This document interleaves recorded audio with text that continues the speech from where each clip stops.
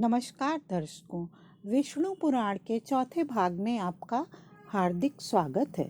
उपस्थित हूँ मैं भक्त ध्रुव की कथा के तीसरे भाग के साथ। अब तक आपने जाना कि कैसे राजमहल से निकलने के बाद नारद मुनि के मार्गदर्शन में ध्रुव भगवान विष्णु से मिलने के लिए कठोर तप आरंभ कर देता है। वह ओम नमो भगवते वासुदेवाय मंत्र का निरंतर जाप करता है। वन में अनेकों हिंसक पशु होते हैं, जिससे माँ लक्ष्मी को ध्रुव की बहुत चिंता हो जाती है और वे माता पार्वती से इसके लिए मिलती हैं।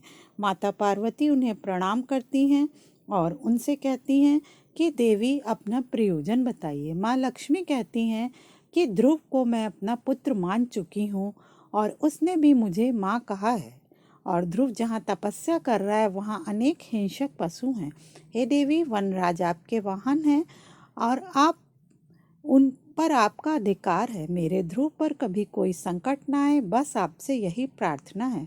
पार्वती जी कहती हैं कि ध्रुव पर मैं कोई आँच नहीं आने दूंगी। उधर वन में ध्रुव निरंतर विष्णु नाम का जाप कर रहा था। तभी अचानक एक सिंह उस पर हमला करने आ जाता है और माँ पार्वती वहाँ पहुँच जाती हैं और सिंह को उस पर हमला करने से रोक लेती हैं।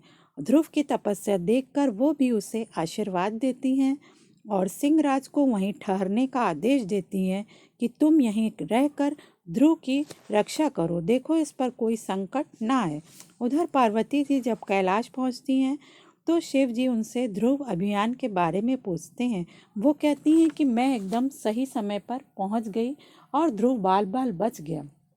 किंतु मेरे आश्चर्य की कोई सीमा न रही कि इतना सब कुछ हो जाने के बाद भी ध्रुव ने अपनी आंखें नहीं खोली। वह अपने दृढ़ निश्चय पर अटल होकर मंत्र जाप करता रहा। भोलेनाथ कहते हैं कि इसमें आश्चर्य की क्या बात है। ध्रुव का तो अर्थ ही होता है अटल और दृढ़ निश्चय, तो उसे कोई कैसे डिगा सकता है। पार्वती जी कहती हैं कि उस ऐसे कितने भाग्यशाली होंगे माता पिता जिनका वो पुत्र है। तब शिव जी कहते हैं कि भाग्य की परिभाषा सभी अपने अपने अनुसार अपने अपने ढंग से करते हैं। बालक ध्रुव के माता पिता अवश्य भाग्यशाली हैं, किंतु वे उनको स्वयं ही ज्ञात नहीं है। वे अपने आप को इसलिए अभागा समझ रहे हैं क्योंकि उनका पुत्र उनसे दूर है।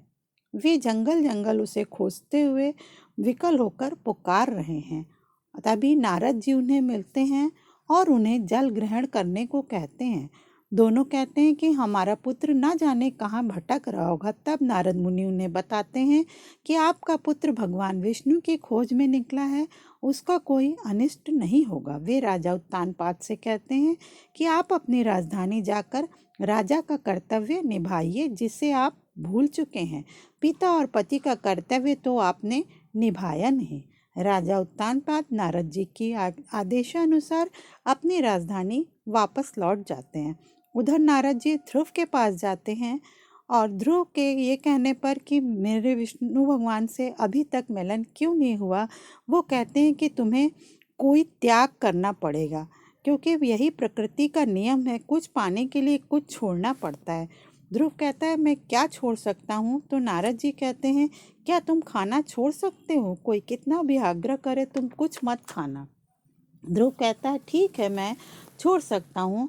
माँ लक्ष्मी उसके लिए फल लेकर आती हैं, किंतु वह खाने से मना कर देता है। यह देखकर माँ लक्ष्मी बहुत दुखी होती हैं और विष्णु जी से कहती हैं कि हे नाथ, दया कीजिए, मैं ध्रुव का कष्ट नहीं सह सकती। विष्णु जी कहते हैं कि हे लक्ष्मी, मेरे लिए तो सभी भक्त समान हैं। ईश्वर भी ईश्वरत्व से बंधे होते हैं। मैं जगत कल्याण के लिए ही पृथ्वी पर जा सकता हूँ, ऐसे किसी एक के लिए नहीं।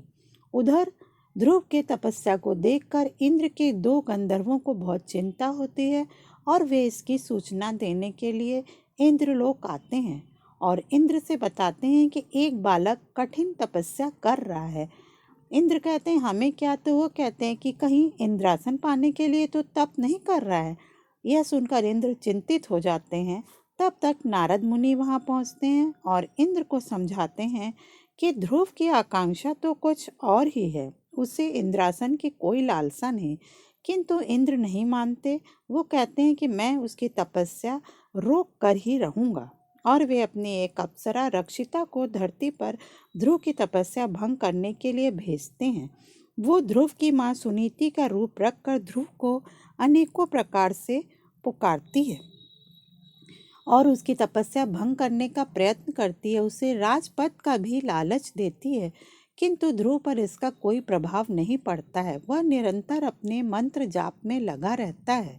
तब वो उसे अपने प्राण त्याग की भी धमकी देती है।